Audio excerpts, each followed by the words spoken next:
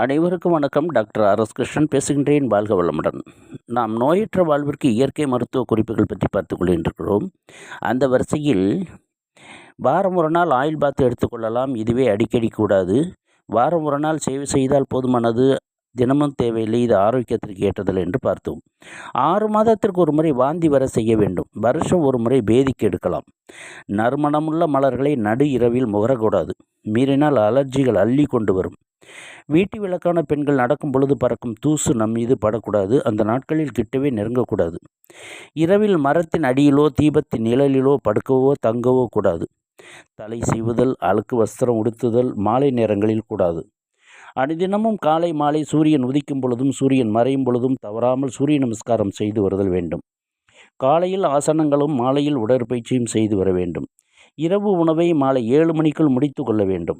இரவு 9 மணிக்கு படுத்து கொள்ள வேண்டும். மேலும் படுக்கும் முன் 1 டீஸ்பூன் கடுக்காய் தூள் வாயில் போட்டு நீர் அருந்திவிட்டு படுக்க வேண்டும். அறிவுக்கு உணவு கொடுக்கக்கூடிய அரிய புத்தகங்களை படிக்கும் பழக்கத்தை ஏற்படுத்தி கொள்ள வேண்டும். எப்பொழுதும் மன அமைதி காத்து சிறுத்த முகத்துடன் இருக்க பழகி கொள்ள வேண்டும். முடிந்தால் சமயம் வரும்பொழுது வாய்விட்டு மனங்குளிர சிரியுங்கள். இன்பமோ துன்பமோ இரண்டையும் சமமாக பாவித்து கொள்ளும் மனப்பாங்கை நன்கு வளர்த்து கொள்ள வேண்டும். முடியாது என்கிற வார்த்தை எப்பொழுதும் உங்கள் வாயிலிருந்து வரவே கூடாது. முடியும் என்று எப்பொழுதும் நம்புங்கள். பயம் என்ற உணர்வே உங்களிடம் வரக்கூடாது. இந்த பயம்தான் உங்களை அடியோடு அளிக்கும் பெரிய நோய் கொல்லி.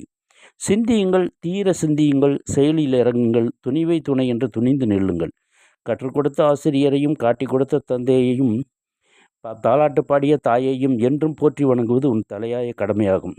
எந்த மதத்தையும் எந்த ஜாதியையும் எந்த குலம் கோத்திரத்தையும் கூறு போட்டு காட்டாதே. என்றும் உன் உடல் ஆரோக்கியத்தை தாழாமல் பார்த்துக்கொள். ஆரோக்கியம் உள்ள உடலே இவ்வுலகை வெல்லும். அருகம்புல், மாங்கொழுந்து, வேப்பிலை, செம்பருத்திப்பூ இவைகளை சம அளவுடன் நிழலிலே உலர வைத்து இடித்து பொடி செய்து வைத்து கொண்டு தினம் 1 டீஸ்பூன் வீதம் வாயில் போட்டு நீர் அருந்தி வரலாம். அல்லது டீ காப்பி குடிப்பது போல் தண்ணீரை கொதிக்க வைத்து காப்பித்தூள் போடுவது போல் இந்த தூளை போட்டு வெல்லம் கலந்து, சர்க்கரை கூடாது, தேநீர் போல அறிந்து வரலாம். இவ்விதம் செய்து வந்தால் பெண்களுக்கு கர்ப்பை பை கோளாறுகள் அனைத்தும் நீங்கும். நான் மீண்டும் நாளைய பகுதியில் இன்னும் இந்த நோயற்ற வாழ்வுக்கு இயற்கை மருத்துவ குறிப்புகள் பற்றி பார்ப்போம். எனது கிருஷ்ணன் லைஃப் ஸ்டைல் சேனலை சப்ஸ்கிரைப் செய்து அனைத்து வீடியோக்களையும் முழுமையாக பார்த்து அனைத்து வீடியோக்களுக்கும் லைக் கொடுத்து உங்களது கருத்துக்களையும் எழுதி வாருங்கள்.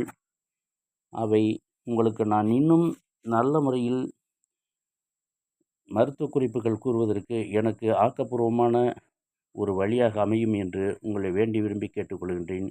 அனைவருக்கும் நன்றி, வணக்கம், வாழ்க வளமுடன்.